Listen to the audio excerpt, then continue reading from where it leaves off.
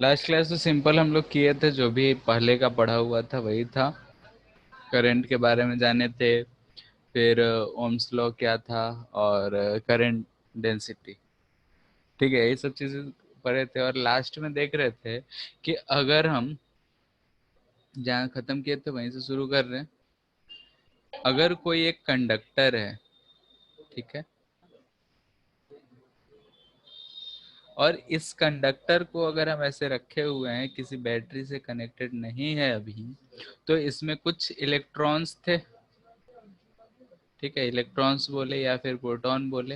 ये इलेक्ट्रॉन्स जो थे ये रैंडम मोशन कर रहे थे, यानी कि ऐसा ऐसा कुछ भी मोशन कर रहा था। यानी कि अगर हम एक इलेक्ट्रॉन या प्रोटॉन को पकड़ लें तो रेंडमली ऐसा कहीं गया और घूम फिर के यहीं पे आ गया। ठीक है, यानी कि हम मान रहे हैं कि रैंडम मोशन है तो घूम फिर के कहीं से भी घूम फिर के यहाँ पे आ गया। तो हम यहाँ बोल रहे हैं कि इसका नेट डिस्प्लेसमेंट जो था वो जीरो आया। नेट डिस्प्लेसमेंट इसका जीरो। तो एवरेज अगर हमसे वेलोसिटी कहा जाएगा तो क्या हो जाएगा, जीरो। लेकिन अगर स्पीड का बात हो, एवरेज हो या कोई भी हो, चूंकि डिस्टेंस जीरो नहीं हो सकता है तो स्पीड जीरो नहीं हो। ठीक है, हम ये लास्ट में यही चीज देखे थे कि अगर किसी भी कंडक्टर को रूम टेम्परेचर पे रखते हैं, रूम टेम्परेचर या किसी भी टेम्परेचर जो कि 0 केल्विन से ऊपर हो, तो इलेक्ट्रॉन जो होंगे मूव कर रहे होंगे, और इलेक्ट्रॉन मूव कर रहे होंगे तो यहाँ पे इसका जो मूवमेंट होगा वो रैंडम होगा। ठीक है, यही चीज देखे थे और बोले थे कि नेट डिस्प्लेसमेंट जीरो है, एवरेज वेलोसिटी जीरो आ रहा है। यानी कि जो चार्ज है, अगर कोई एक क्रॉस सेक्शन ले रहे थे, तो अगर इस क्रॉस सेक्शन से देखें तो नेट फ्लो ऑफ चार्ज जो था वो जीरो आ रहा था। यानी कि इस क्रॉस सेक्शन से जितना चार्ज लेफ्ट टू राइट गया उतना ही चार्ज राइट टू लेफ्ट आया। और इस केस में हम लोग बोल दे रहे थे कि डेल्टा क्यू जो है, चेंज इन चार्ज जीरो आया, इसलिए आई जो होगा वो भी जीरो होगा। और यही रीजन है कि एक रॉड, पड़ा हुआ रॉड जो है घर में, छत पे, कहीं भी, वो करंट कैरी नहीं करता है। अगर वो कंडक्टर है तो उसमें फ्री इलेक्ट्रॉन्स हैं, लेकिन वो करंट नहीं प्रोड्यूस कर रहा है, यानी कि उसमें इलेक्ट्रॉन्स मूव भी कर रहे हैं फिर भी हमको करंट नहीं लग रहा है। रीजन क्या है, तो नेट फ्लो ऑफ चार्ज जो है वो जीरो हो जा रहा है। ठीक है, लास्ट शायद हम लोग यहीं तक डिस्कस करे थे, बोलो। Yes sir.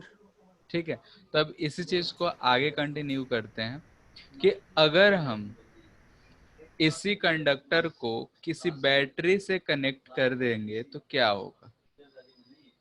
ठीक है, ये हमारा कंडक्टर था और हम इसको क्या किए कि एक बैटरी ले लिए और इससे कनेक्ट कर दिए।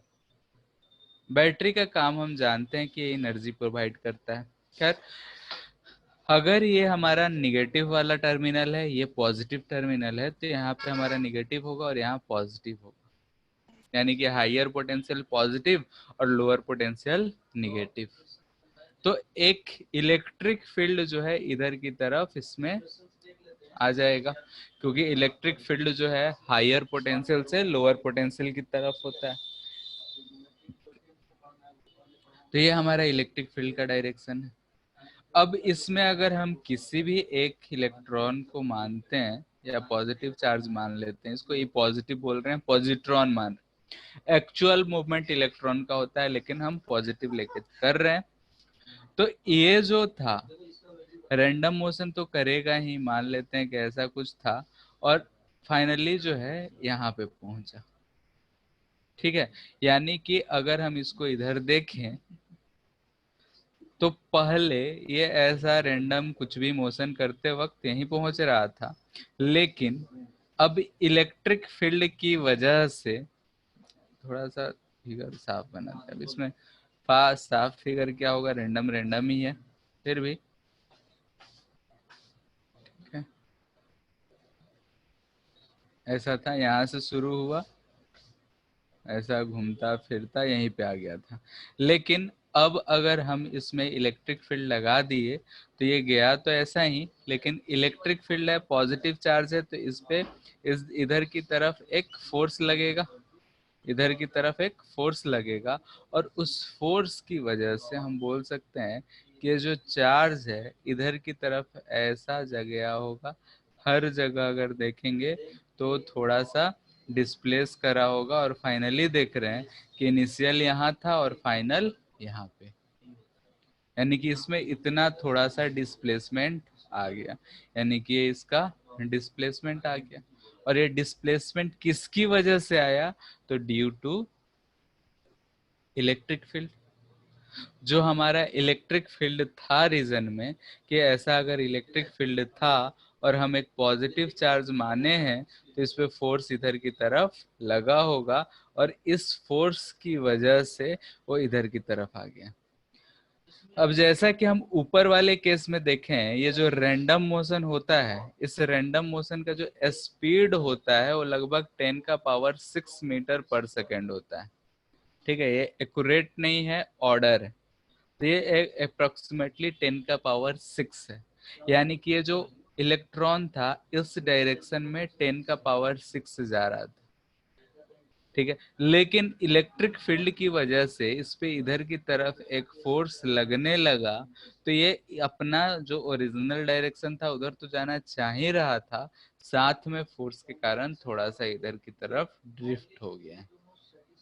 सेम वैसा ही कि अगर हम नदी क्रॉसिंग करते थे, पानी इधर बह रहा है यू से, अगर कोई आदमी जो है इधर भी से जा रहा है, तो यहाँ ना पहुंच के इधर पहुंचता था, और इधर बोलते थे ये एक्स, जो कि ड्रिफ्ट हो गया है। ठीक है, ड्रिफ्ट हो गया है, यानी कि इसके बहाव के कारण, पानी के बहाव के कारण वो जितना इधर की तरफ डिस्प्लेस करा है उसी को हम बोले थे ड्रिफ्ट। वैसे ही यहाँ पे ये इलेक्ट्रिक फील्ड के कारण ये इतना जो डिस्प्लेस हुआ है, इसको बोलते हैं हम लोग ड्रिफ्ट हो गया है।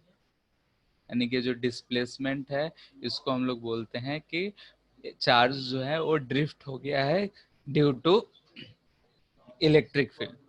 इस इलेक्ट्रिक फील्ड की वजह से चार्ज इधर की तरफ ड्रिफ्ट हो गया है। हम यहाँ सिंगल चार्ज का बात कर रहे हैं, ऐसे ऐसे सारे के सारे चार्ज कुछ ना कुछ ड्रिफ्ट हुए होंगे। ठीक है, और अगर हम इस चीज को कंसिडर करते हैं कि सारे के सारे चार्ज ड्रिफ्ट हो रखे हैं, तो इस चीज को हम लोग फिर आगे इस चीज को एज्यूम कर लेते हैं कि बाकी जो रैंडम मोशन है उसको नेग्लेक्ट करते हुए हम सिर्फ जो ड्रिफ्ट है उसी को कंसिडर करते हैं अपने स्टडी के लिए। यानी कि एजम्पशन क्या करते हैं, अगर हमारा ये कंडक्टर है, ठीक है, तो यहाँ पे ड्रिफ्ट हो रहा है, तो यहाँ पे हमको दिख रहा है कि डिस्प्लेसमेंट नॉन जीरो, यानी कि एवरेज वेलोसिटी जो होगा इस केस में वो भी नॉन जीरो होगा, और स्पीड तो नॉन जीरो होगा ही। ठीक है, ये चीज इसमें हमको दिख रहा है। अब ये एजम्पशन क्या करते हैं हम लोग, उसके बारे में हम चर्चा कर रहे हैं। मान लेते हैं कि यही हमारा कंडक्टर था, इसको जब हम बैटरी से कनेक्ट कर दिए तो हम पॉजिटिव चार्ज जो मान रहे हैं, तो इसमें बहुत सारे ऐसे चार्ज होंगे। ठीक है, एक्चुअली होता तो इलेक्ट्रॉन है, लेकिन हम पॉजिटिव लेके ही कर रहे हैं क्योंकि हर जगह पॉजिटिव ही मान लिया जाता है। अब इलेक्ट्रिक फील्ड, ये हायर पोटेंशियल, ये लोअर पोटेंशियल, तो इलेक्ट्रिक फील्ड इस डायरेक्शन में, यानी कि इन सारे पे फोर्स जो लग रहा होगा इधर, और ये सारे के सारे इधर इस डायरेक्शन में जा रहे होंगे, और वो एक एवरेज वेलोसिटी से जा रहे होंगे, यानी कि सबका जो होगा move with an average velocity. ठीक है, और ये हम डायरेक्शन किधर माने हैं कि इलेक्ट्रिक फील्ड के डायरेक्शन में माने हैं, यानी कि ड्रिफ्ट के अलोंग में माने हैं, तो इसलिए हम लोग इसको बोलते हैं ड्रिफ्ट वेलोसिटी। ठीक है, यानी कि इससे मूव कर रहा होगा, जिसको वीडी से रिप्रेजेंट किया जाता है।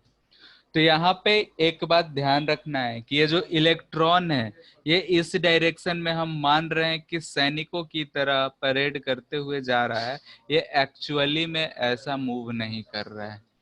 एक्चुअली में वो ऐसे मूव कर रहे हैं, यानी कि इसमें रैंडम मोशन है, लेकिन नेट ड्रिफ्ट जो आ रहा है वो एक ही डायरेक्शन में इस इलेक्ट्रिक फील्ड की वजह से आ रहा है। तो हम बाकी सबको नेग्लेक्ट करके इसको मान लिए कि ऐसा मूव कर रहा है, यानी कि इट इज एज्यूम्ड, यानी कि ये हम एज्यूम कर रखे हैं that charges moves like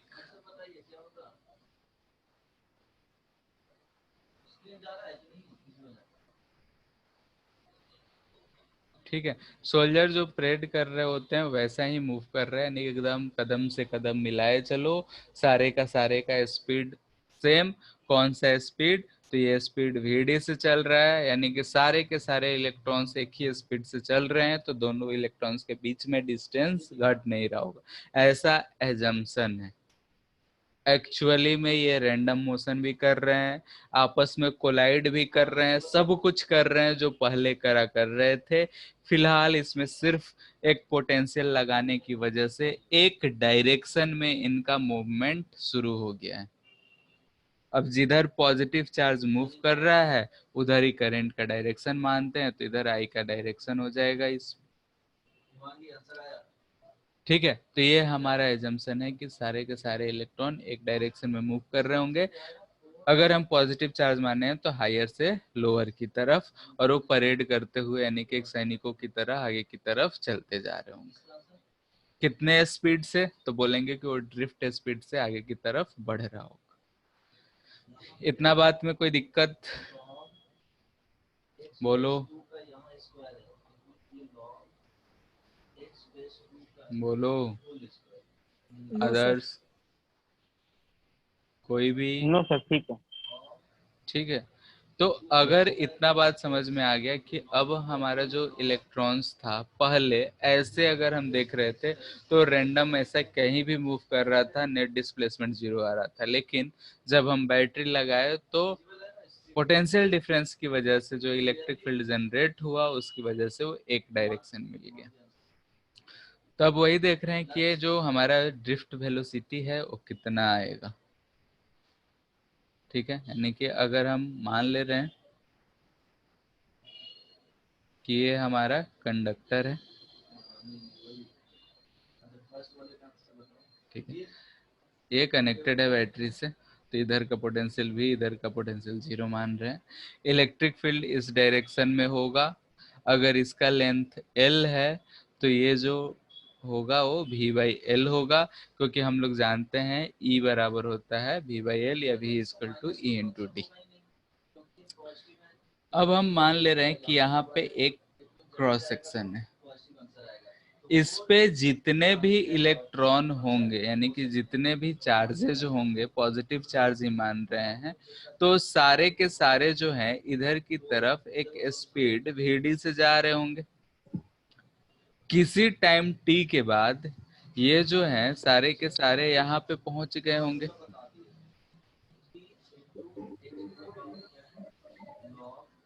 ठीक है, यानी कि डेल्टा t पे, यानी कि अगर हम बोल रहे हैं इसको हटा रहे हैं, ठीक है,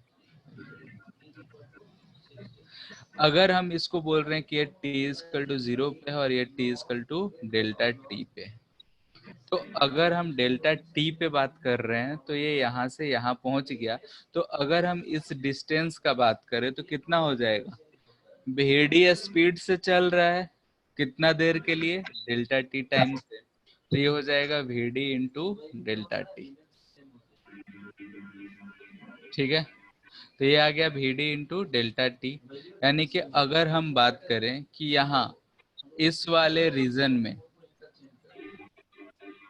जो भी चार्जेस होंगे, क्या इस वाइट वाले इस रीजन में जितने भी चार्ज होंगे क्या ये वाइट वाले क्रॉस सेक्शन को क्रॉस करे होंगे इतना देर में? बताओ। हम क्या एज्यूम करें उसको ध्यान से सुनो, फिर उसको बताना है कि ये व्हाइट वाला जो एरिया था हमारा डेल्टा टिम टाइम में यहाँ से यहाँ मूव कर गया vd स्पीड से।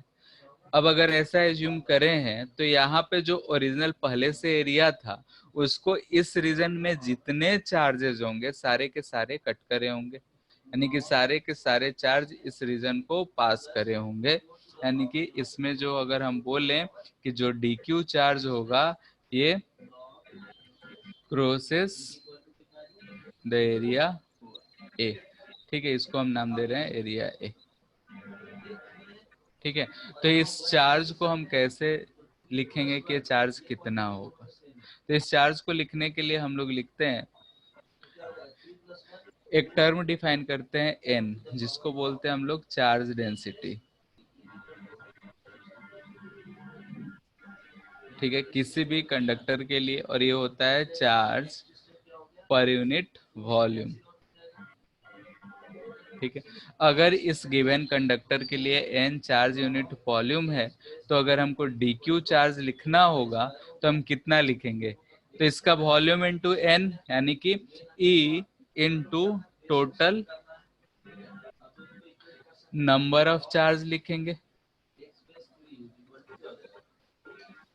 तो E तो हो गया चार्ज और टोटल नंबर कितना आएगा? ध्यान से देखो, तो n जो है चार्ज डेंसिटी, इसमें अगर हम वॉल्यूम से मल्टीपल कर दे तो हो जाएगा।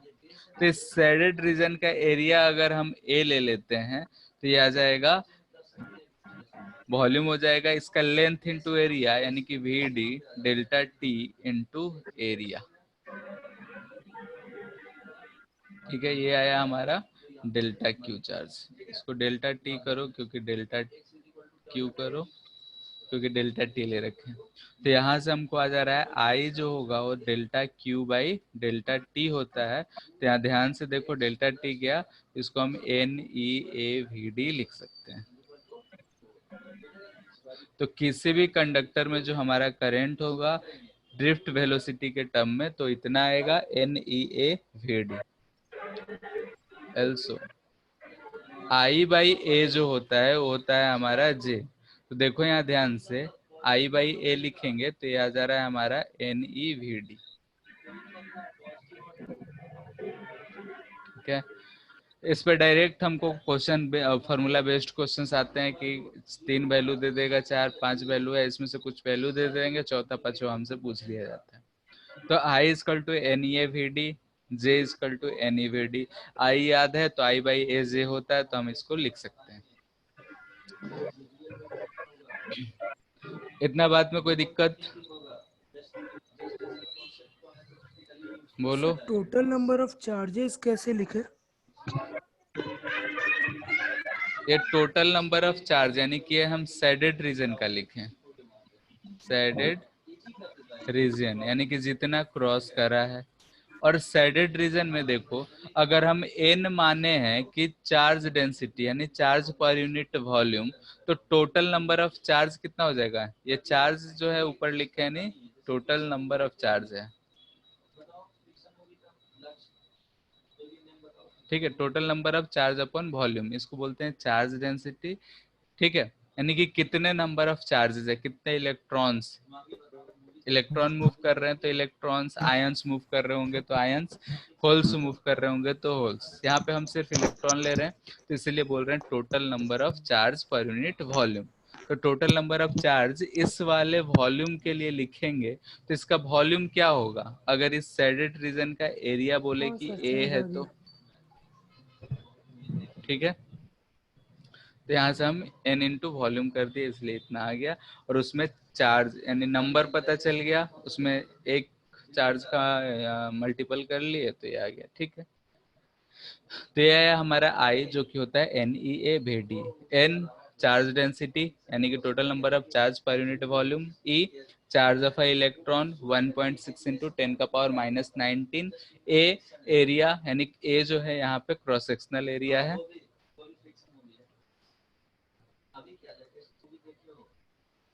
ठीक है, और VD जो बोल रहे हैं वो ड्रिफ्ट वेलोसिटी है। ठीक है, अब ये VD कितना होगा, ये तो आया यहाँ से। अब कैलकुलेशन ऑफ VD के लिए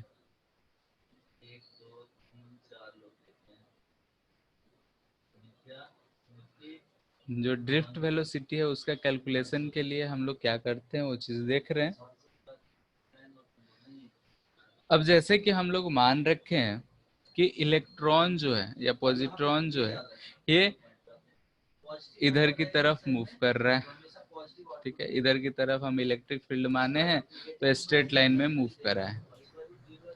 तो हम मान लेते हैं कि ये यहाँ से यहाँ पहुंचा और ये डिस्टेंस को हम बोल रहे हैं लेमडा, और ये लेमडा क्या है इसके बारे में अभी हम बता रहे हैं कि लेमडा को बोल रहे हैं हम मीन फ्री पाथ। चलो ठीक है, अब हम आते हैं इस पे। ऐसा था, इलेक्ट्रॉन जो है हम मान रहे हैं कि एक डायरेक्शन में जा रहा है किसी स्पीड vd से, और ये vd हमको फाइंड करना है, ठीक है। हम क्या बोल रहे हैं कि ये जो इलेक्ट्रॉन है यहाँ पे है और ये इस डायरेक्शन में जा रहा है, यानी कि अगर हम देखें किसी भी कंडक्टर के अंदर तो वहाँ जो फ्री इलेक्ट्रॉन्स होते हैं वो मूव कर रहे होते हैं, और ऐसा नहीं है कि सिर्फ एक इलेक्ट्रॉन होता है। यानी कि अगर हम इसका बात करें तो ये जो इलेक्ट्रॉन है वो दूसरे इलेक्ट्रॉन से किसी से टकरा रहा होगा। हो सकता है कि कोई इलेक्ट्रॉन जो होगा वो इस वाल से टकरा रहा हो, कोई इलेक्ट्रॉन जो है इधर टकरा रहा हो, इधर जा रहा हो, मतलब कि बहुत सारे इलेक्ट्रॉन से रैंडम मोशन हो रहे हो, एक दूसरे से टक्कर खा रहे हैं, वाल से टक्कर खा रहे हैं, सब जगह टक्कर खाते यानी टकराते हुए घूम रहे हैं, ठीक है। जैसा कि तुम ही लोग क्लास में बैठे हो, तुरंत से छिपकली आ जाए तो उठ के भागना शुरू, लड़ना शुरू कर दोगे आपस में, ठीक है, एक दूसरे से टकराओगे, हो सकता है उसमें कुछ टक्कर नुकसान भी पहुंचा सकता है। खैर, अगर मान लेते हैं कि यहाँ पे E प्लस है और ये मूव कर रहा है और हर जगह टकराते हुए चल रहा है, तो ऐसा समय भी तो आ रहा है कि जब हम किसी इलेक्ट्रॉन को देख रहे हैं दूसरे इलेक्ट्रॉन से टकराने के बीच में कुछ तो समय ऐसा है जब वो टकरा नहीं रहा है, तो वही है ये मीन फ्री पाथ, यानी कि average of distance between two successive collision.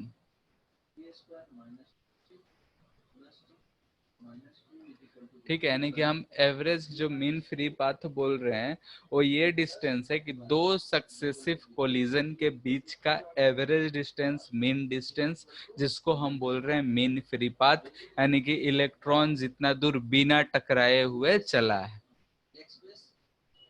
अब इस इलेक्ट्रॉन का बात कर रहे हैं, यानी कि पॉजिटिव माने तो पॉजिट्रॉन, इसका चार्ज ही है, मास मान लेते हैं m है, तो इस पे जो फोर्स लग रहा होगा, इस पे इधर की तरफ फोर्स लग रहा होगा, और वो फोर्स होगा Q इंटू ई, यानी E इंटू ई। तो उसका एक्सेलरेशन अगर लिखेंगे तो लिखेंगे F/m, यानी कि E/m, ठीक है। यानी कि इस इलेक्ट्रॉन पे एक्सेलरेशन इतना लग रहा है, और मेन फ्री पाथ बोल रहे हैं कि सक्सेसिव कोलिजन के बीच का जो डिस्टेंस जितना चला है वो चीज है, ठीक है। और ये हम बोल रहे हैं। अब यहाँ पे इनिशियली अगर हम यू एवरेज का बात कर रहे हैं, यानी कि जब हम इलेक्ट्रिक फील्ड प्रोड्यूस नहीं करे थे, इलेक्ट्रिक फील्ड नहीं लगाए थे, तो ये वेक्टर एवरेज जो वेलोसिटी था, अभी हम लोग देखे थे कि एवरेज वेलोसिटी जो आया था हमारा वो यहाँ दिख रहा है कि 0 आया था, यानी कि जब इलेक्ट्रिक फील्ड नहीं था तो ये एवरेज वेलोसिटी 0 आया था, ठीक है। अब अगर हमको देख रहे हैं कि ये लेमडा दूरी, ये भी कैसा डिस्टेंस है, एवरेज डिस्टेंस है, तो लेमडा दूरी चल रहा है तो कितने टाइम में, तो एक टाइम हम लोग डिफाइन यहाँ पे और करते हैं जिसको लिखते हैं टाउ, और इसको बोलते हैं हम लोग रिलैक्सेशन टाइम, ठीक है, इसको बोलते हैं हम लोग रिलैक्सेशन टाइम। और ये वो टाइम है यानी कि average time of two successive collision.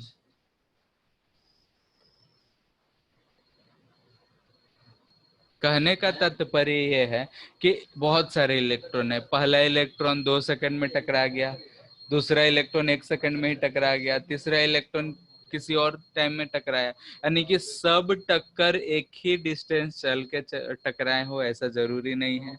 सारा का सारा टक्कर सेम टाइम में हुआ हो ऐसा भी जरूरी नहीं है। यानी कि इतने सारे इलेक्ट्रॉन है, वो जल्दी जल्दी टकराया होगा, एक थोड़ा लेट से टकराया होगा, यानी कि सबका डिस्टेंस और टाइम जो है अलग अलग है।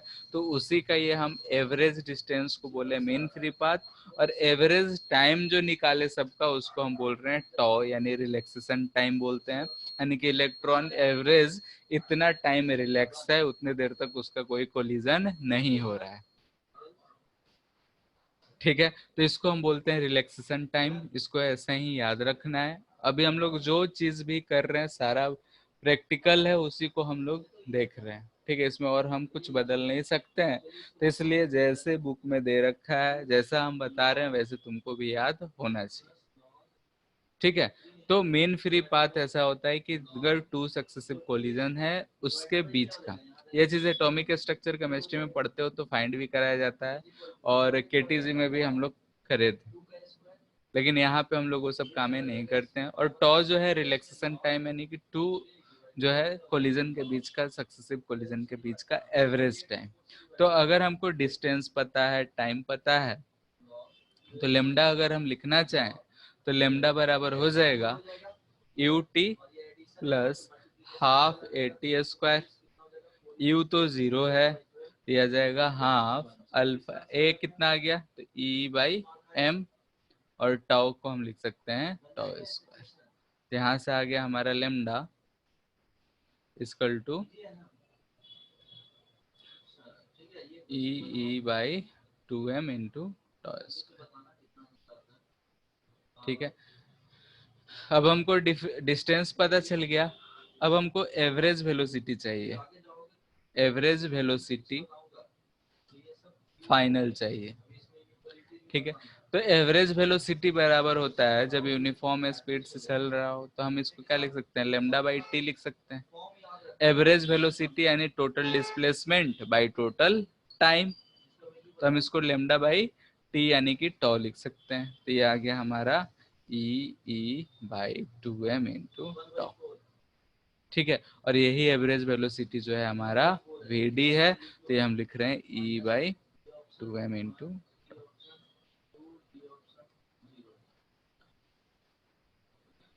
ठीक है, यहाँ पे ई क्या है, small E charge of electron, capital E electric field in the conductor, tau relaxation time of the electrons, M mass of the electron. ठीक है, ये हमारा वी आया, यानी E by 2m into T. Note point, सबसे पहले तो ये बताओ कि अभी तक जितना चीजें डिस्कस करे उस सब समझ में आया कि कैसे क्या चेंज हुआ है, कैसे क्या करना है, बोलो बोलो। सुमन, क्या बोल रहे सर? अभी तक जितना भी पढ़े वो समझ आया? Yes sir. ठीक है, बाकी लोग अदर्स? यस समझ आ गया। ठीक है, जहां भी कहीं दिक्कत हो रहा है किसी को भी वो पूछते चलो। ठीक है, यहाँ पे तो शकल भी नहीं दिखता है कि समझ में देख के भी कुछ पता चले कि हाँ भाई आ रहा है या नहीं आ रहा है। ठीक है, ऊपर से हाँ ना कुछ बोलोगे नहीं तुम लोग बिना बोले हुए। ठीक है, तो इसीलिए अगर बोलते रहोगे तो लगता है कि हाँ समझ में आ रहा है, नहीं बोलते हो तो आ रहा है कि नहीं आ रहा है कुछ भी नहीं पता। अगर मान लेते हैं आ रहा है बोलोगे, नहीं बोलोगे तो समझ में आएगा कि हाँ नहीं आ रहा है, फिर से कोशिश करेगा आदमी। लेकिन कभी कुछ नहीं बोलेंगे तो कहाँ से कुछ समझ आएगा कि आ रहा है या नहीं आ रहा है। ठीक है, तो किसी को भी अगर कोई भी बात ऊपर कहीं भी समझने में दिक्कत हुआ है तो पूछ लो, क्योंकि ये कहानी है, बुक खोल के देखोगे तो ये कहानी लिखा हुआ मिलेगा, और यहाँ पे बहुत लंबा लंबा पैराग्राफ लिखा हुआ होता है। ठीक है, तो अगर कहानी अच्छे से सुने हो समझ में आएगा, तो पढ़ोगे तो आसानी से समझ में आ जाएगा, इसीलिए बोल रहे हैं। किसी को कोई दिक्कत नहीं? अरे हाँ ना तो बोल लो। No sir. ठीक है, चलो ठीक है, तो यहाँ से हमको VD जो आया E/2m इंटू टॉ। नोट ये कह रहे हैं कि अलग अलग अगर बुक पढ़ोगे तो यहाँ पे थोड़ा सा चेंज दिखेगा। एनसीईआरटी कोई पढ़ेगा तो यहाँ पे ये 2 नहीं मिलेगा, यानी कि अगर एनसीईआरटी देखो या फिर डीसी पांडे बुक जो है वो आता है वो देखो, तो उसमें VD का वैल्यू जो लिखा हुआ है E/m इंटू टॉ लिखा हुआ है, ठीक है। लेकिन HC वर्मा पढ़ो या फिर रेसनिक हेलिडे पढ़ो, उसमें ये चीज लिखा हुआ है। तो ये दोनों चीजें सही है, ये भी सही है, ये भी सही है, ठीक है।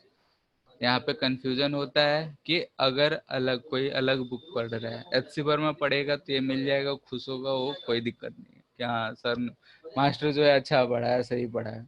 लेकिन जो एनसीईआरटी पढ़ेगा उसको यहाँ 2 नहीं मिलेगा, और 2 नहीं मिलेगा तो मास्टर पे उंगली उठाएगा कि बोलेगा मास्टर ने गलत पढ़ा है, ठीक है। तो इस बात को ध्यान देना है कि ये 2 रहे ना रहे दोनों सही है। इसको एक्सप्लेनेशन थोड़ा सा बहुत ही 12 लेवल से हायर है, जो हम भी पढ़े थे हमको भी उतना कुछ ज्यादा समझ नहीं आया था, फिर भी इतना चीज समझ में आया कि यहाँ पे 2 जब लिखे हैं तो हम लोग जो है कंडक्टर्स के लिए ही डिराइव करे हैं, तो यहाँ पे 2 आ रहा है। लेकिन जब एनसीईआरटी या फिर ये सब लोग जो डिराइव करे हैं वहाँ इलेक्ट्रोलाइट इस सब के केसेस, सारे केसेस को कंसिडर करते हुए डिराइव करा गया है। और जैसे अगर हम इलेक्ट्रोलाइट लेते हैं तो वहाँ पॉजिटिव आयंस और निगेटिव आयंस दोनों मूव कर रहे होते हैं, यानी कि यहाँ पे पॉजिटिव चार्ज और निगेटिव चार्ज दोनों को मूव करा के इसको फाइंड करा गया है, ठीक है। यानी कि इस वाले केस में ये कंसिडर करा गया है कि पॉजिटिव चार्ज भी मूव कर रहा है और निगेटिव चार्ज भी मूव कर रहा है। हम लोग यहाँ सिर्फ एक ही चार्ज को कंसिडर करे हैं, जैसे कि इलेक्ट्रॉन मूव कर रहा है तो उसका अपोजिट पॉजिट्रॉन को मूव करा के हम लोग केसेस समझ लिए। और इस केस में क्या करा गया है कि दोनों चीजें, तो हमारे लिए ये कंफ्यूजन नहीं रखना है, क्योंकि इससे डायरेक्टली हमको सवाल तो आएंगे नहीं कि कैलकुलेट करो ये कितना होगा वो कितना होगा। हाँ, ये किस चीज पे डिपेंड करता है वो याद होना जरूरी है, यानी कि ये डायरेक्टली प्रोपोर्शनल टू चार्ज होगा, इलेक्ट्रिक फील्ड होगा, टॉ होगा, और इनवर्सली प्रोपोर्शनल टू मास। ये बात हमको ध्यान में रखना पड़ेगा। तो दोनों ही इक्वेशन सही है, ठीक है। कोई सा भी केसेस दिया हो दोनों लेना सही है। हमको डायरेक्टली VD का वैल्यू इस सबसे फाइंड करने जल्दी नहीं पूछेगा, अगर पूछेगा तो हम ये 22 लगाएंगे, ठीक है। सर ये v is equal to u plus AT वाला है ना, सेकंड में लग रहा है वैसा टाइप। हाँ, V बराबर U प्लस AT अगर ऊपर करोगे तो यही चीज आएगा, ठीक है। तो वहां भी हम उससे भी देख के कर लो कि अगर इस चीज को V बराबर U प्लस AT करते हैं, U 0 होता है, AT लिखते तो ये आता, ठीक है। अब हमको क्या चाहिए कि जब फाइनल पहुंचा तो उसका एवरेज वेलोसिटी चाहिए, यही चाहिए, ठीक है। और एवरेज वेलोसिटी एक्चुअली में चाहिए, अगर हम सिर्फ सिंगल पार्टिकल माने होते तो एवरेज वेलोसिटी क्या लिखते हैं, final velocity plus initial velocity by 2 लिखते हैं। अरे भी एवरेज क्या होता है फाइनल और इनिशियल के रिस्पेक्ट में, हेलो, यस सर। हाँ ठीक है। तो final velocity plus initial velocity by 2 करोगे तो फिर से ये आ जाना है, ठीक है। तो ये दोनों ही सही है, अलग अलग जगहों पर अलग दिया हुआ है। और हायर फिजिक्स उठाओगे समझने के लिए तो बहुत ही कॉम्प्लिकेटेड क्या क्या लिखा हुआ था, हमको भी उतना कुछ पहले नहीं पड़ा। तो फिलहाल इतना ही हम कह रहे हैं कि दोनों ही इक्वेशन सही है, हमको वेरिएशन से मतलब है, वेरिएशन याद रखना है, ठीक है।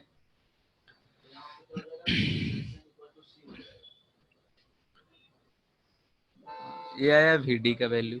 अब जैसे कि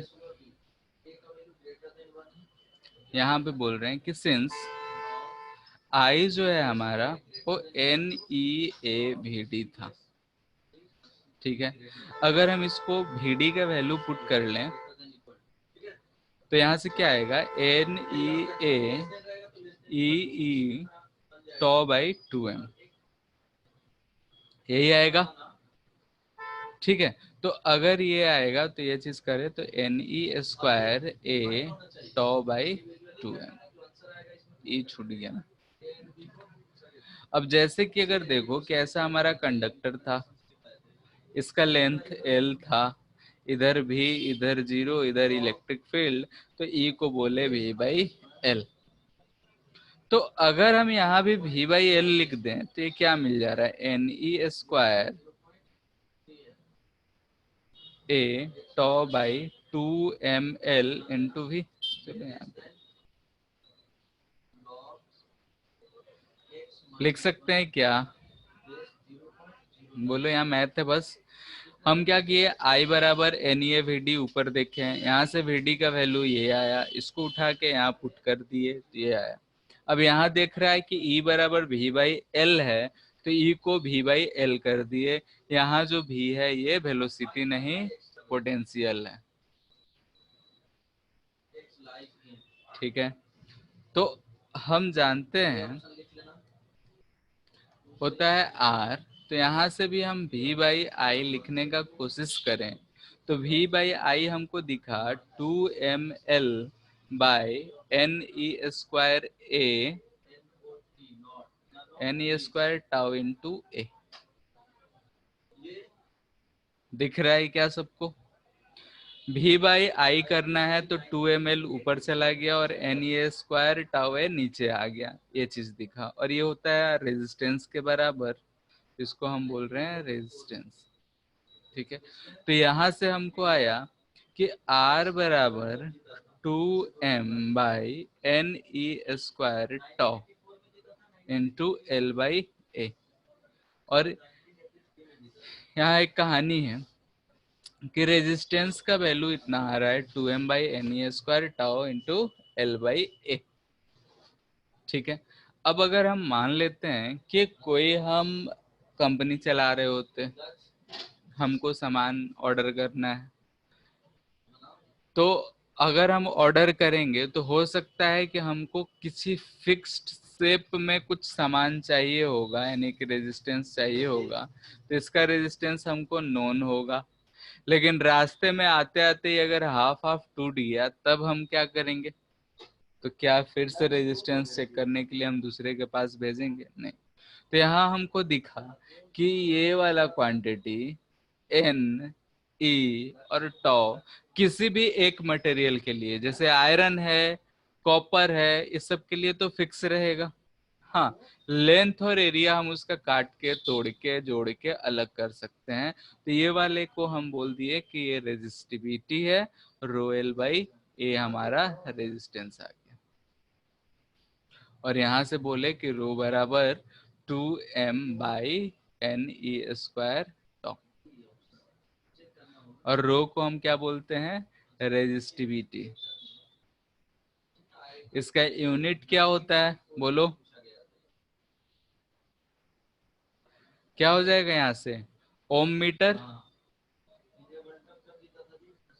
ठीक है, तो रेजिस्टेंस इतना आ रहा है, इसको हम लोग ये चीज बचपन से पढ़ते आ रहे हैं, रो बराबर ρL/A। तो यहाँ से दोनों का डिफरेंस हमको समझ में आ रहा है, यानी कि R जो है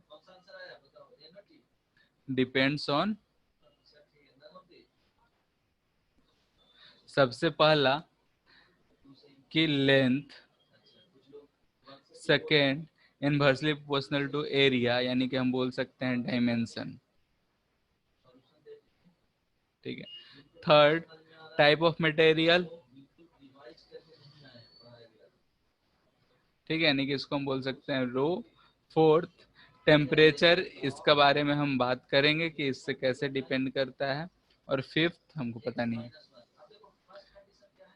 रेजिस्टिविटी जो है ये डायमेंशन पे डिपेंड,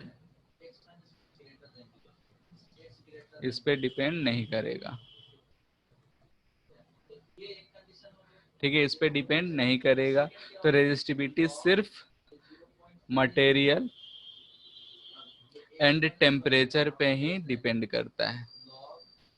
ठीक है, ये सिर्फ मटेरियल और टेम्परेचर पे डिपेंड करेगा, क्योंकि ये जो दिख रहा है m इलेक्ट्रॉन का मास फिक्स, e इलेक्ट्रॉन का charge fix, n number of free electrons per unit volume, किसी भी कंडक्टर के लिए अलग अलग, कंडक्टर के लिए अलग अलग आएगा, और उसी के हिसाब से टॉर्क आएगा, टाउ आएगा, टॉर्क बोल रहे हैं, टाउ बोले तो रिलैक्सेशन टाइम। ठीक है, तो ये सिर्फ मटेरियल और टेम्परेचर पे डिपेंड करेगा, डायमेंशन पे डिपेंड नहीं करेगा, लेकिन रेजिस्टेंस जो है डायमेंशन पे डिपेंड करेगा। और फिफ्थ पॉइंट लिखे हैं उसको हम थोड़ी देर बाद बताएंगे। अगर इतना बात में समझ में आया, इतना बात अगर हमको क्लियर है, तो यहाँ से हम देख रहे हैं कि रोयल बाई ए, तो एक टर्म और कहते हैं इसको 1/r, जिसको बोलते हैं कंडक्टेंस। ठीक है, और इसका जो यूनिट होता है वो होता है महो, यानी कि उल्टा ओम। ठीक है, कंडक्टेंस बोलते हैं 1/r को, इसका यूनिट होता है महो, यानी कि उल्टा m। और वैसे ही यहाँ से बोले तो हम लोग सिग्मा लिखते हैं 1/ρ, इसको बोलते हैं हम लोग कंडक्टिविटी। ठीक है, और इसका यूनिट हो जाता है, क्या होगा, तो महो पर मीटर। ठीक है, रो का क्या था, ओम मीटर, तो इसका उल्टा का महो हो गया है, तो इसका पर मीटर। ठीक है, तो इसको हम लिख सकते हैं ओम पर महो पर मीटर। ठीक है, बस ये दोनों इंफॉर्मेशन के लिए, कंडक्टेंस और कंडक्टिविटी हमको उतना ज्यादा जरूरत नहीं पड़ता है, पर भी याद रखना है कि अगर रेजिस्टेंस बोल रहे हैं कि कितना फ्लो ऑफ करंट को रुकावट डाल रहा है, तो कंडक्टेंस होगा उसका उल्टा। उल्टा कहने का मतलब रेसिप्रोकल। ठीक है, इतना बात में किसी को कोई कष्ट दिक्कत है तो बताओ। सर कंडक्टेंस का तो स्पेसिमेन या ऐसे कुछ होता था ना, क्या, कंडक्टेंस का यूनिट हाँ क्या होता है, केमिस्ट्री में शायद देखे थे, ऐसे कुछ था शायद, स्पेसिमेन करके कुछ था। वहाँ होता होगा, लेकिन जैसे हम लोग यहाँ पे जो यूज करते हैं महो ही यूज करते हैं। ठीक है, ओम का उल्टा OHM था ना, तो उसी को महो ऐसा मिलेगा, तो हम लोग समझेंगे कि वो कंडक्टेंस दे रखा है। अब केमिस्ट्री में स्पेसिमेन, स्पेसिमेन तो कोई भी जो सैंपल होता है उसको बोलते हैं हम लोग, जिसको टेस्ट करना होता है। होगा कोई और यूज होता होगा, हमको उतना ध्यान नहीं है। ठीक है, देख लेना, गूगल कर लेना, इसका और भी यूनिट यूज करा जा रहा होगा केमिस्ट्री में के हिसाब से। यहाँ पे हम लोग महो यूज करते हैं, तो इस चीज को याद रखना। कंडक्टेंस जो है, यानी रेजिस्टेंस का उल्टा कंडक्टेंस, उसका यूनिट महो यूज करेंगे, और रेजिस्टिविटी का उल्टा को बोल रहे हैं कंडक्टिविटी, और वो महो पर मीटर, यानी कि इसको उल्टा ओम से रिप्रेजेंट करते हैं। साइमेन होता है सर। साइमेन, हाँ हाँ, इसमें लिखा हुआ है महू भी होता है। ठीक है, वो भी होता होगा, केमिस्ट्री में होता होगा यूज। ठीक है, इतना बात क्लियर है, बोलो। Yes sir. ठीक है, हम यहाँ 5वां स्थान इसलिए खाली रखे हैं क्योंकि तुम लोग बताओगे। मान लेते हैं कि हमारे पास एक ऐसा क्यूबिक बॉडी है, क्यूबिक नहीं क्यूबॉइड। ठीक है, ऐसा है, ये बोल दे रहे हैं कि ये ए है, ये बी है, और ये सी है। अगर करंट इधर से इधर की तरफ जा रहा है तो रेजिस्टेंस क्या होगा,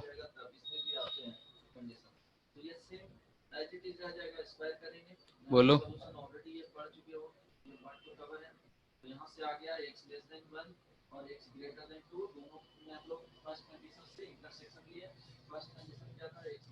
बोलो, रो बराबर क्या है हमारा, आर बराबर रो एल बाई ए, इस मटेरियल का अगर रेजिस्टिविटी हम बोल रहे हैं कि रो है, तो एल और ए ही तो डिसाइड करना है। तो करंट अगर इधर से जा रहा है तो ये इसका एरिया हुआ, बोलो बोलो। तो आंसर क्या यस आएगा? सर। रो एल क्या हो जाएगा इसका, ए या बी या सी? बी। बी। एरिया क्या हो जाएगा? ए इंटू सी। ठीक है, ये था। अगर हम बोले, हाँ बोलो, और किसी को दिक्कत नहीं। ये लेंथ हो गया और ये एरिया हो गया, तो ये हाइट सी है, तो ए सी। अगर हम बोलते कि करंट जो है इधर नीचे से इन करा और इधर ऊपर से पास कर गया, इसके लिए हम R2 बोल रहे हैं। तो R2 कितना होगा? इसके लिए क्या हम एरिया ये यूज करेंगे या यही एरिया यूज करेंगे, बताओ कौन सा एरिया यूज करेंगे? ये वाला? होगा ना सर। बी हाँ, देंगे। A B. किस वाले केस में, सेकंड का बात कर रहे हो? Yes sir. हाँ, तो रोसी बाई ए बी। दोनों आपस में इक्वल ए है बी या अलग अलग है? दोनों आपस में इक्वल तो नहीं है, यानी कि हम यहाँ से नहीं देख होगा रहे हैं sir. R1 not equal to R2। Material same है, डायमेंशन सेम है, सब कुछ सेम है, टेम्परेचर सेम है, तब भी रेजिस्टेंस अलग अलग केसेस में अलग अलग आया। तो यहाँ से हम क्या लिख रहे हैं, फिफ्थ, कि direction of flow of current, यानी कि करंट किस डायरेक्शन में फ्लो कर रहा है उस पे भी ये डिपेंड करता है। ठीक है, तो यहाँ पे हम बोल रहे हैं कि जो, नोट करके, कि जो हमारा आर आया रो एल बाई ए है, इसमें जो एल है वो क्या है, length along flow of current, यानी कि करंट जिस डायरेक्शन में फ्लो कर रहा है उस डायरेक्शन का लेंथ है, और एरिया जो है ये area perpendicular to flow of current है, यानी कि जिधर करंट फ्लो कर रहा है उसका परपेंडिकुलर सरफेस वाला एरिया जो है वो एरिया ए है, और एल जो है जिधर करंट बह रहा है उधर वाला डायरेक्शन का है। बात क्लियर है? तो यहाँ से हमको दिखा कि R बराबर रो एल बाई ए, और ये हमेशा याद रखना है कि ये जो एल है ये किधर का लेना है, जिधर से डायरेक्शन करंट का दिया हो। अगर नहीं दिया है तो एज्यूम ऐसा दिया रहेगा तो क्यूब दे रखेगा, या कुछ भी नहीं दिया रहेगा तो सिंपली जैसा सिमेट्री से दिख रहा होगा जैसा क्वेश्चन में वैसा हम कर लें। तो इससे रिलेटेड कुछ क्वेश्चंस करते हैं, फटाफट आंसर देते जाओ। ऊपर वाले जो भी क्वेश्चन आए हैं उससे डायरेक्टली न्यूमेरिकल क्वेश्चंस होते हैं, उसको ट्राई करना, मॉड्यूल में जब मिलेगा तो उसमें दिया हुआ रहेगा, या फिर HC वर्मा में सब में दे रखा है तो उसको सॉल्व करो। अभी हम कुछ क्वेश्चंस कर रहे हैं। सबसे पहला क्वेश्चन, एक ऐसा रॉड दे रखा है हमको जिसका लेंथ L है, एरिया A है और रेजिस्टिविटी रो है। हम क्या कर रहे हैं कि इसे पीट पीट के n टाइम्स लेंथ को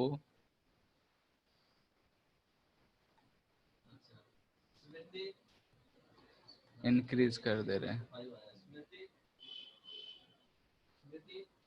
ठीक है, then new resistance will be,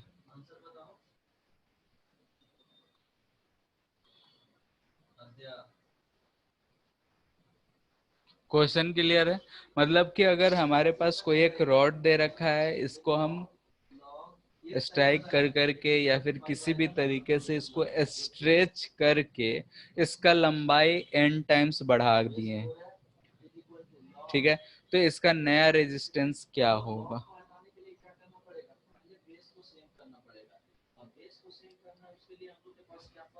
question clear है या फिर अंग्रेजी में लिखना पड़ेगा? बोलो।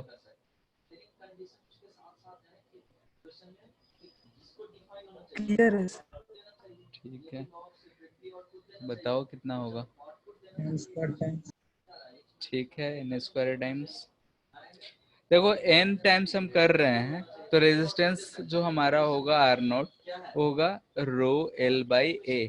अब लेंथ n टाइम्स कर रहे हैं तो इसका मतलब नहीं लिख देना है कि डायरेक्टली n, क्योंकि ध्यान दो कि अगर हम इसका लेंथ को ऐसा बढ़ा दिए, लेंथ जो अब हमारा जो हो गया वो एन एल टाइम्स है, ठीक है, तो इसका एरिया जो है वो एरिया ए नहीं रह जाएगा, ए डैश हो जाएगा, क्योंकि मटेरियल को हम अगर लंबा कर रहे हैं तो इसका एरिया घटा होगा, क्योंकि हम सेम मटेरियल से बना रहे हैं, एक्स्ट्रा उसमें हम जोड़ने नहीं जा रहे हैं। तो अगर इसका वॉल्यूम ए इंटू एल है और इसका वॉल्यूम जो हो जाएगा वो A dash into L N L है, तो दोनों आपस में क्या हो जाएंगे, बराबर, यानी कि सेम अमाउंट ऑफ मटेरियल से ही हम बना रहे हैं, तो ये दोनों आपस में जो होंगे वो बराबर होंगे।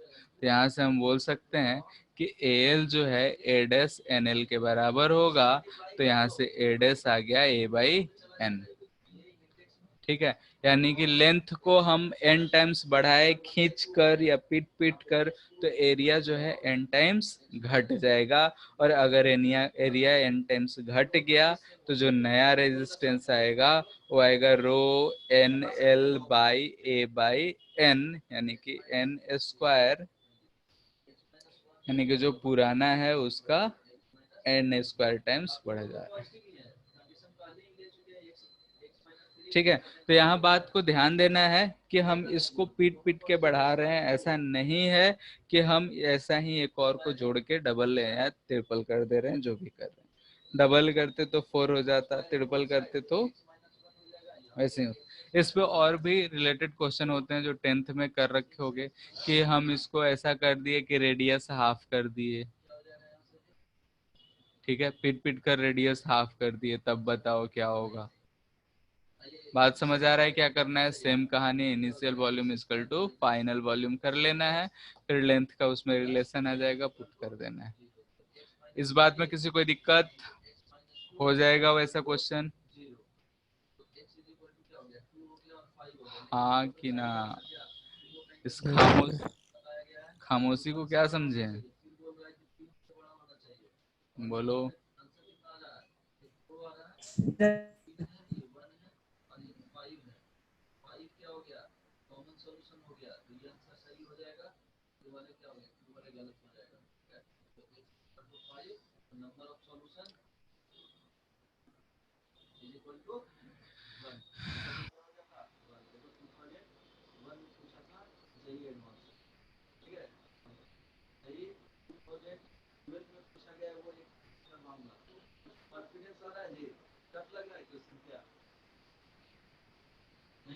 ठीक है, क्वेश्चन ये है कि ये एरिया ए ही है, ठीक है, रेजिस्टिविटी रो यूज करना है, एक्स है, if x part is stressed such that resistance becomes 3 times of initial value, ठीक है, देन फाइंड x। एक अच्छा क्वेश्चन में आता है इस केस में कि x को हम पीट पीट के ऐसा कर दिए कि जो रेजिस्टेंस है वो 3 टाइम्स हो गया, ठीक है, सिर्फ x पार्ट को, तो कितना होगा? x जो है हमारा L/3 है, कुछ फाइंड क्या है, if x part is stress resistance, resistance तो फाइनल पता है, एक्स कर दिए हैं, एरिया चेंज होगा नहीं, ठीक है, एक्स ही फाइंड करना है, एरिया खुद से इसमें सोचना है। L/3 sir. L/3 मतलब 2 बार लिख दिया इसलिए, हाँ, हमको भी आंसर नहीं याद है, ठीक है, तुक्का मत मारो। बना के बता दे। बन गया? नहीं बना रहे। ठीक है, बना के बता। क्या करना है ये बात समझ में आ गया होगा।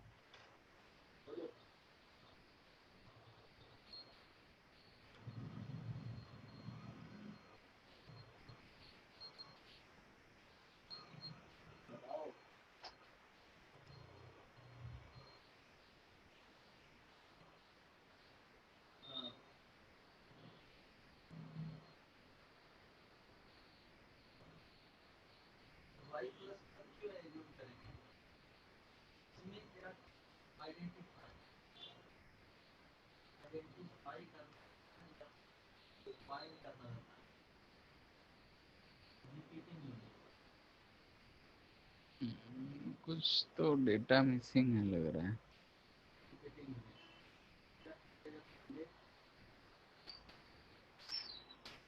रेजिस्टेंस 3 टाइम्स हो गया।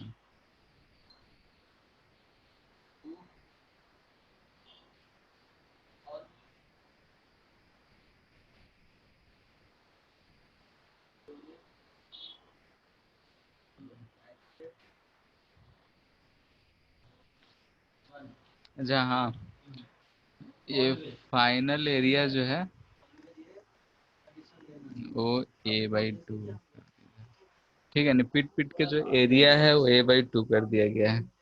वही बोल रहे हैं कि कुछ मिट्टी मिसिंग, यानी कि इसका एरिया जो है A है, इसका एरिया A/2 है। अब हो जाएगा।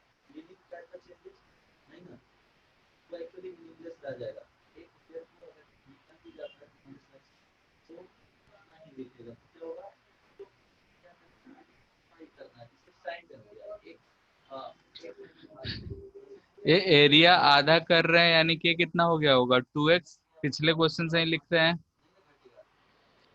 बोलो इतना होगा। अब दोनों का रेजिस्टेंस फाइंड कर लेना है। इसका R1 जो रो L-x बाई A आएगा, और इसके लिए R2 आ जाएगा रो इंटू 2x/A/2। दोनों का जोड़ के आंसर क्या आना चाहिए? 12/3 आ रहा है। चलो ठीक है, ये 3R के बराबर होना चाहिए। और R का वैल्यू कितना है? तो रो L/, ठीक है। तो सॉल्व करके कितना आ रहा है? 12/3। ठीक है, आंसर हमको नहीं पता है, सॉल्व कर लेना है, जो भी आंसर आ जाएगा। और किसी का आया 12/3?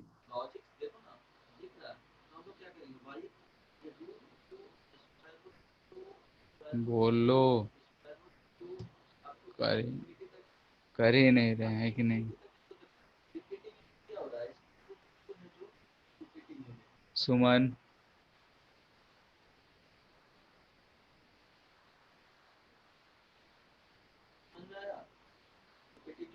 बोलो। और किसी का आया क्या?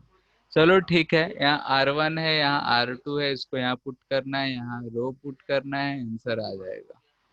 ठीक है, जो भी आंसर आए इसको चेक कर लेना है। हम ये गारंटी नहीं देते हैं कि सही है कि गलत। Yes, sir. L/3.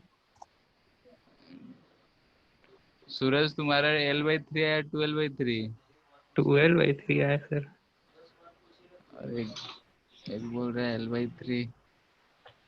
12/3 आ रहा है। 12/3 सही। चलो ठीक है, चेक कर लेना। L/3 जो आया है, यहाँ बस वैल्यू पुट करना है, सॉल्व करना है x के लिए। इक्वेशन बन रहा है, आंसर दिख रहा है। हम लोग कुछ अलग टाइप के क्वेश्चंस करते हैं, ऐसे ऐसे क्वेश्चंस आएंगे, बस यही काम करना है और ये आराम से बन जाएगा, इसमें कोई भी दिक्कत नहीं हो। ठीक है। अब जैसे है कि अगर हमसे बोल दें कि ऐसा एक सिलेंडर है, इधर ये है, इसका रेडियस जो है R है, ये लेंथ L है, तो रेजिस्टेंस बताओ। करंट इधर से इधर जा रहा है, मुझबानी है।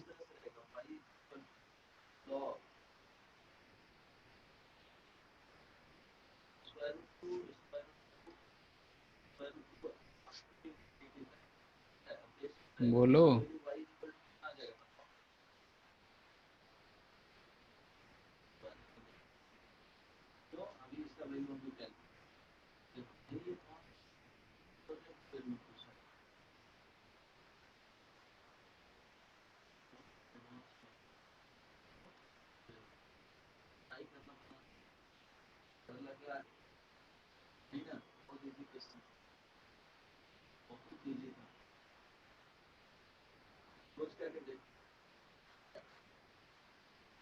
कितना आ रहा है पल्ला का बताओ, इसका क्या आ जाएगा?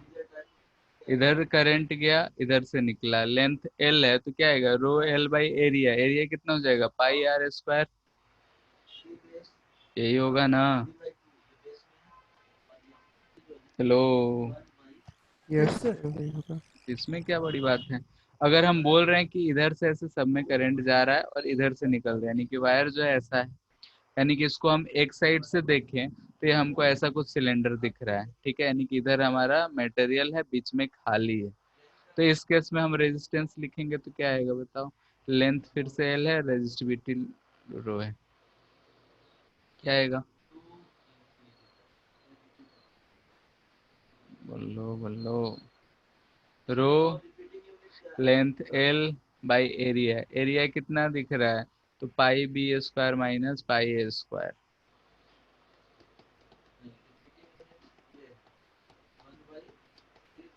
कितना एरिया से करंट जा रहा है, तो pi B square minus A square, ऊपर रो एल, यही करना है। बात समझ आ रहा है कि हवा में उड़ता हुआ चल जा रहा है? बोलो। आ रहा है सर।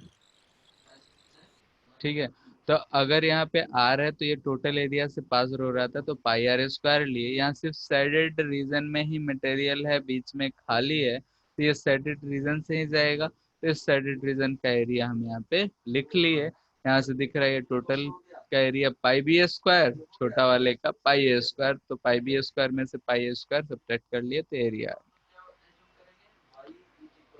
हमको ऐसा दे सकता था कि सेम चीज है,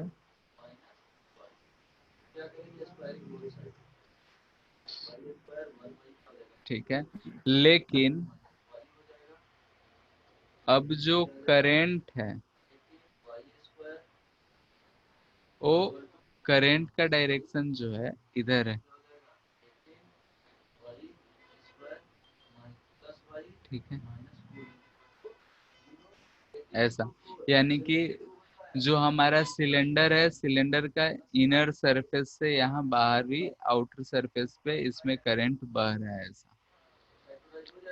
इधर भी, यानी कि चारों तरफ जो इनर सरफेस है उससे आउटर सरफेस की तरफ करंट बह रहा है।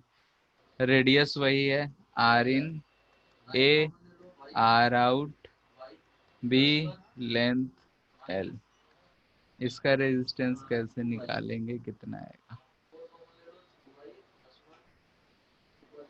सर क्वेश्चन रिपीट कीजिए ना। क्वेश्चन ये है कि एक समझो कि हॉलो सिलेंडर है जिसका थिकनेस ऐसा है बी माइनस ए, क्लियर है?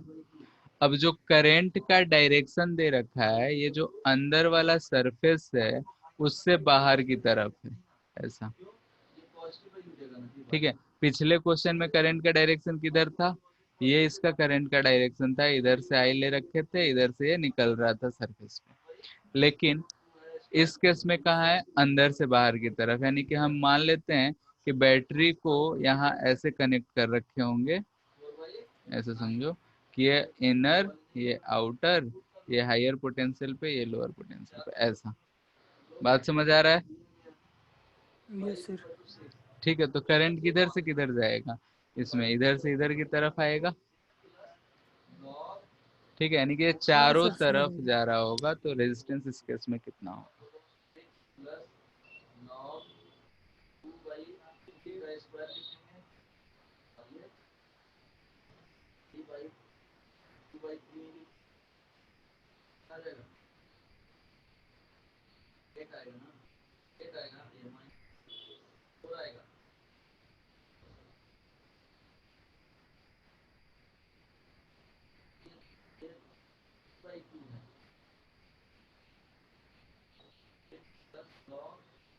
तो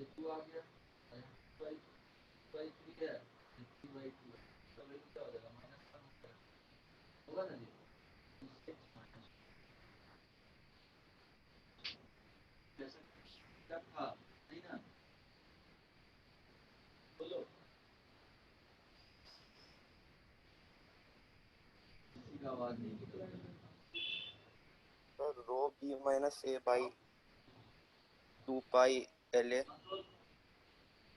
क्या rho B minus A by 2 pi L A, से भाई 2 पाई एल ए। देखते हैं। ठीक है, कैसे करेंगे तो इसको ध्यान से देखते हैं, बाकी लोग भी देख लो, देखते हैं उतना आ रहा है कि नहीं।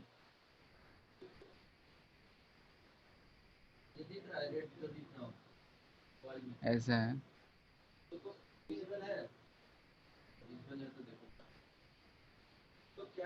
ठीक है, ऐसा है।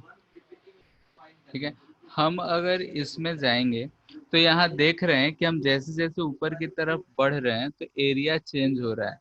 तो हम यहाँ पे एक ऐसा छोटा सा एलिमेंट ले लेंगे, ठीक है, जिसका लेंथ क्या होगा, ऐसा होगा, यानी कि ये जो हमारा एक एलिमेंट होगा। ठीक है, यानी कि इसको हम ऐसे देखेंगे साइड से तो हमको ऐसा कुछ दिखेगा।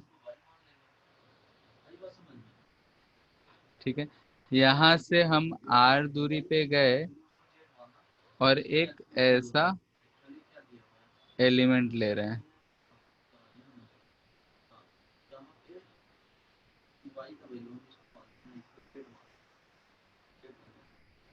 ठीक है, ये हम एक एलिमेंट ले रहे हैं r दूरी पे जाके dr। ठीक है, इसमें दिख रहा है हमको करंट, कि करंट जो है इधर से इधर की तरफ जा रहा है। खैर, अगर करंट इधर से इधर जा रहा है तो इसके लिए अगर हम डी आर लिखेंगे, यानी डी रेजिस्टेंस का हम बात कर रहे हैं, डी रेजिस्टेंस अगर हम लिखेंगे तो क्या लिखेंगे, बोलो। लेंथ इसका क्या होगा, डी एक्स। करंट किस डायरेक्शन में जा रहा है, इधर से इधर, तो लेंथ जो होगा डी एक्स। और एरिया जो होगा वो यहाँ ध्यान से देखो तो ये जो हमारा सिलेंडर बन रहा है, ठीक है, सिलेंडर को काट के ऐसा अगर रख देंगे तो ये हमको ऐसा एक प्लेट मिलेगा, ठीक है, जिसका लेंथ हो जाएगा 2 पाई आर। ठीक है, और ये लेंथ आ जाएगा एल। ये बात समझ आ रहा है कि ऐसा अगर हमको एक सिलेंडर दे रखा है, ऐसा एक मान लेते हैं कि प्लेट दे रखा है, कोई भी पेज है, हम इसको ऐसे घुमा के रखे हुए हैं, तो इसका ये जो अगर हम इसको ऐसे ओपन करके रखेंगे, तो इसको ओपन करके रखेंगे तो ये जो सर्कल्ड पार्ट है ये आ जाएगा 2 पाई आर, और ये लेंथ जो एल है वो हमको आ जाएगा एल। ठीक है, जो कॉपी का पेज हम लोग घुमा लेते हैं गोल, तो ऐसा ही होता है। तो अगर हमको इसका एरिया लिखना है तो यही एरिया हमारा चेंज हो रहा है। ठीक है, यानी कि dx एलिमेंट है, अगर इसको हम अंदर की तरफ ऐसे देख रहे हैं तो यही एरिया हमारा क्रॉस कर रहा है, यानी कि हम बोल सकते हैं ये कितना, 2 पाई r × l। ये बात समझ में आया, क्योंकि यहाँ पे इस क्वेश्चन में यही समझने लायक है कि एरिया जो है 2 पाई r × l आएगा। कह सकते हैं इसका कर्व्ड सरफेस एरिया जो हमारा सिलेंडर बन रहा है। बात क्लियर है, बोलो। तो यहाँ से हम देख रहे हैं कि रो बाई 2 पाई एल 1/r। अच्छा, डी आर आएगा यहाँ पे, क्योंकि वेरिएबल हम डी आर में ले रखे हैं, तो डी आर ये सब कांस्टेंट था, हम इसको बाहर ले लिए। अब आर कहाँ से कहाँ वेरी कर रहा है, तो दिख रहा है कि हमको ये ए से बी वेरी कर रहा है। ठीक है, और हम इसको जोड़ ले रहे हैं, तो आर बराबर आ गया rho by 2 pi L L N B by A, ये आंसर आएगा। ठीक है, ये जो आया था ये गलत आया था। ठीक है, rho by 2 pi L L N B by A. अब दूसरी बात यहाँ ध्यान से सुनो कि हम यहाँ पे इंटीग्रेट डायरेक्टली कैसे कर लिए।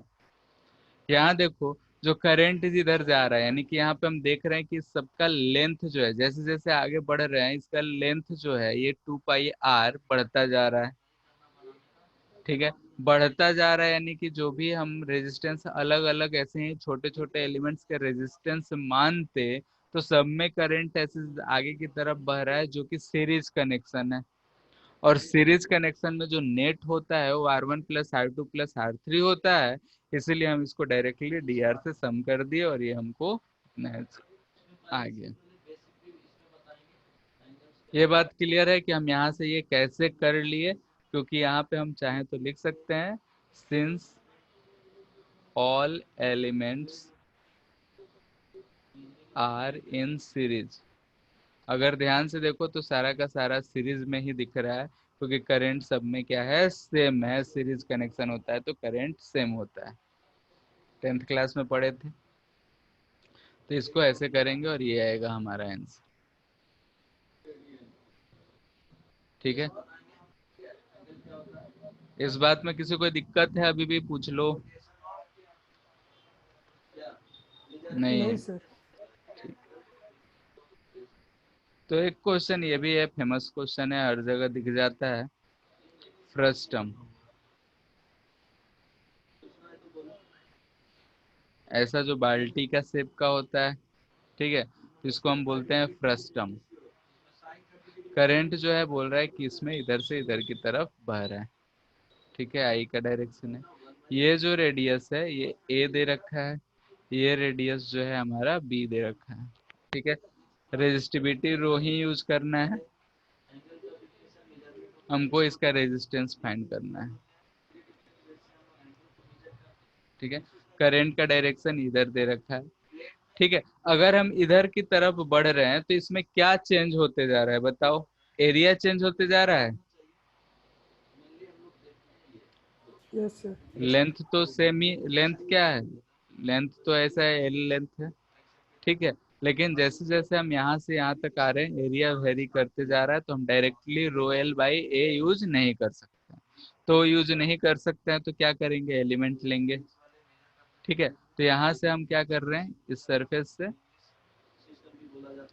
x दूरी पे गए और एक छोटा सा एलिमेंट बना ली। ठीक है, और ये छोटा सा एलिमेंट यानी कि ये x दूरी पे गए, इसका थिकनेस हम बोल रहे हैं dx। ये हमको क्या मिलेगा, डिस्क मिलेगा। इसका हम रेडियस मान लेते हैं कि ये r होगा। ठीक है,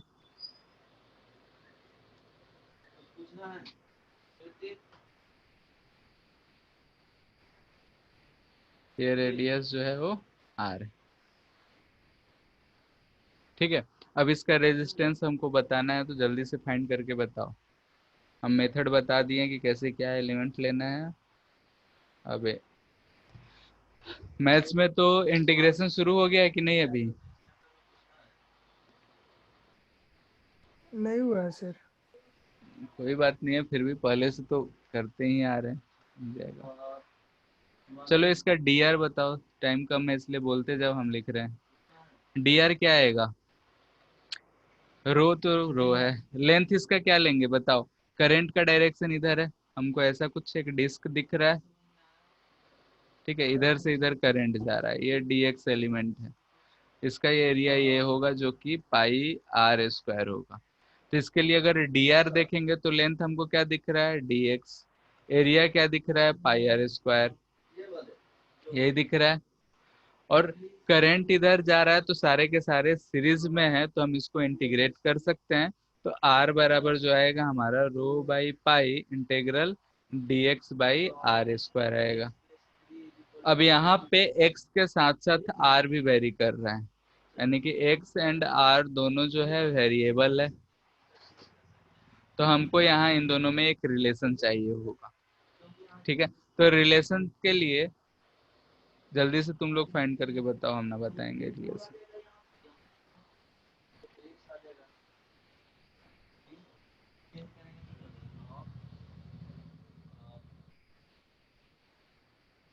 एक तो मेथड है कि तुम उसको फ्रस्टम से इधर की तरफ एलोंगेट करो, फिर सिमिलरिटी से सॉल्व करो, वो सब चीजें हैं। दूसरा चीज यहाँ ध्यान देखो कि अगर हम देखें तो ये वाला जो ऊपर वाला लाइन है वैसा वेरी कर रहा है, ये वाला डिस्टेंस ए है और ये जो हाइट है वो हमको हाइट दिख रहा है बी। ठीक है, तो अगर इस लाइन को हम y वर्सेस x लिखते हैं तो यहाँ से अगर y का इक्वेशन लिखेंगे तो लिखते हैं स्लोप यानी कि b माइनस ए बाई, ये टोटल लेंथ l है तो l, यही स्लोप आएगा, इंटू एक्स प्लस सी, सी है a। ये हमारा इक्वेशन आ गया इस लाइन का। तो अगर हमको यहाँ पे r लिखना है तो ये जो डिस्टेंस r है तो y जो है r है, तो यहाँ से हम बोल सकते हैं फ्रॉम फिगर कि r इजकल टू है b minus A by L into X plus A. तो या तो हम r को पुट कर देंगे, लेकिन r को जब पुट कर रहे हैं तो इक्वेशन थोड़ा कॉम्प्लिकेटेड बन जा रहा है, तो हम इसको क्या कर रहे हैं, डिफ्रेंशिएट कर ले रहे हैं। तो यहाँ से dr मिल जाएगा b minus A by L into D x. अब यहाँ से dx पुट कर देंगे तो हमको आ जाएगा r equal to rho by pi integral dx लिखेंगे तो ये l by B minus A हो जाएगा into D R by R square. ठीक है, तो सॉल्व कर लो। अब आसानी से हमको सब चीज़ कांस्टेंट दिख रहा है, pi L by B minus A. यहाँ पे सिर्फ ये चीज़ इक्वेशन लिखना ही थोड़ा सोचना पड़ता है और कुछ रीज़न नहीं है। यहाँ पे -1 बाई आर आएगा, लिमिट दिख रहा है आर जो है ए से बी है, तो आर बराबर rho by pi by B minus A, और यहाँ सॉल्व कर लो तो 1 by A minus 1 by B. ठीक है, माइनस से इसलिए यहाँ पे उल्टा कर दिए, तो A minus B minus A cut जा रहा है, तो rho L by pi A B answer. ठीक है, ये बात समझ में आया या थोड़ा जल्दी हो गया, बोलो। करना कुछ नहीं है, एलिमेंट लिए डी आर लिखे। अब यहाँ आर और एक्स में रिलेशन के लिए ये वाला कहानी थोड़ा सा सोचना था कि ये भाई स्ट्रेट लाइन ऐसा वेरी कर रहा है तो आर निकालेंगे, तो ये हमको ऐसा इक्वेशन सोच लिए। ठीक है, एक नया तरीका आ गया, सीख लिए। बाकी तुम लोग जो मैथ्स पढ़े हो, कंग्रुएंटी, सिमिलरिटी, वो सारे चीज सही है, उससे भी प्रूफ कर सकते हो, लेकिन हमको मेन क्या है, समय बचे और सही भी हो। कहीं कोई दिक्कत? हाँ ना तो बोल लियो, बोलो। नहीं सर। ठीक है, ठीक है, तो आज जितना पढ़े उतना बाद में एक बार रिवीजन करना, और नेक्स्ट क्लास से इसी से आगे शुरू करेंगे। तो रेजिस्टेंस निकाल लिया, तो वही अब रेजिस्टेंस और रेजिस्टिविटी टेम्परेचर पे कैसे डिपेंड करेगा वो बातें होंगी। फिर सर्किट थ्योरी करेंगे। ठीक है, सर्किट थ्योरी में सर्किट एनालिसिस करेंगे, उसके बाद किरचॉफ्स लॉ, फिर सीरीज पैरेलल। ठीक है, तो आज के लिए इतना ही रहने देते हैं।